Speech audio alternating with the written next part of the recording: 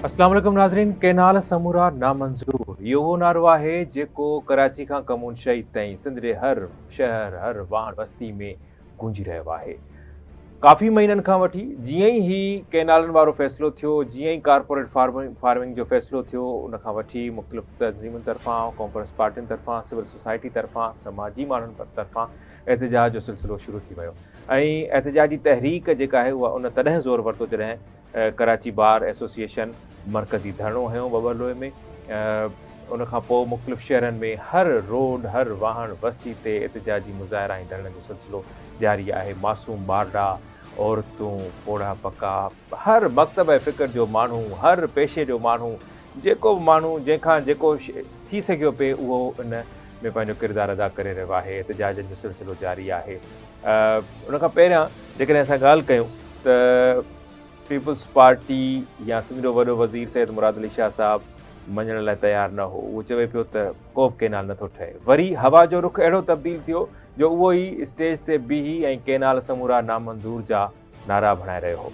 ख़ैर उन खां पोइ हीउ धरणो जेको आहे उहो अॼु बि जारी आहे ऐं उन धरणे में असां डेलीगेशन जे सूरत में सहाफ़ियुनि जे हिकु वफ़द उन में शिरकत कई। हुते अलॻि मंज़र हुयो, हर तरफ़ एहतिजाज हुयो, हिकु जज़्बो नज़र आयो। ही को कंहिं सियासी पार्टी जो, कंहिं हिकु पार्टी जो को जलसो न हुयो जिथे कंहिं MP कंहिं वॾेरे कंहिं मीर पीर जे चवण ते के माण्हू आया हुजनि। पंहिंजो जज़्बो हुयो, हर रोड हर रस्ते हर शहर में इहा ई जज़्बो, इहा ई सचाई नज़र आई जेका हुजणु घुरिजे। ऐं सिंधी क़ौम हिकु ॿधी जो सबूत ॾिनो आहे, क़ौमी ॿधी जो सबूत ॾिनो आहे। हिते इहा ॻाल्हि ज़रूरु कबी त कुझु धुरियूं ठीकु आहे, उहे एहतिजाज नथियूं करणु चाहिनि, एहतिजाज खे ग़लति पियूं चवनि, उहा उन्हनि जी मर्ज़ी आहे। पर हर ॿोली ॻाल्हाइण वारो माण्हू बि कंहिं न कंहिं तरीक़े सां एहतिजाज में शरीक थियो आहे। जेके शरीक थिया आहिनि उनखे असां वेलकम कयूं था, भेटा पेश कयूं था।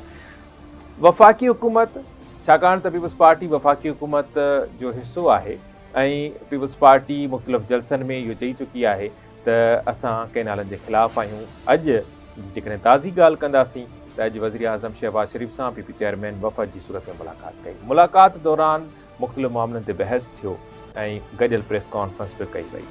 केनालनि जो कमु बंदि करण जो ऐलान कयो वियो, जॾहिं त 2 मई ते CCI जो इजलास सॾायो वियो आहे जंहिं में इहो फ़ैसिलो कयो वेंदो त केनाल ठहंदा या न ठहंदा।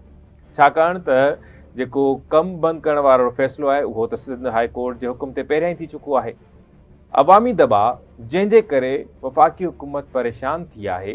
ऐं जेकॾहिं असां हिते इहा ज़रूरु ॻाल्हि कंदासीं त पीपल्स पार्टी जॾहिं पंहिंजे जलसनि में, तक़रीरुनि में, बयाननि में, शुरूआति में या इवन कल्ह ताईं बि इहा ई ॻाल्हि करे पई त पीपल्स पार्टी जेका आहे कमून शहीद में कालाबाग डैम जे ख़िलाफ़ धरणो हुयो। उहो धरणो सभिनी खे ख़बर आहे त उहो धरणो जेको आहे उहो बशीर ख़ान कुरैशी हयो ऐं GSM जो धरणो हो जंहिंमें पीपल्स पार्टी जे अॻवाननि मोहतरमा बेनज़ीर भुट्टो साहिबा शिरकत कई हुई।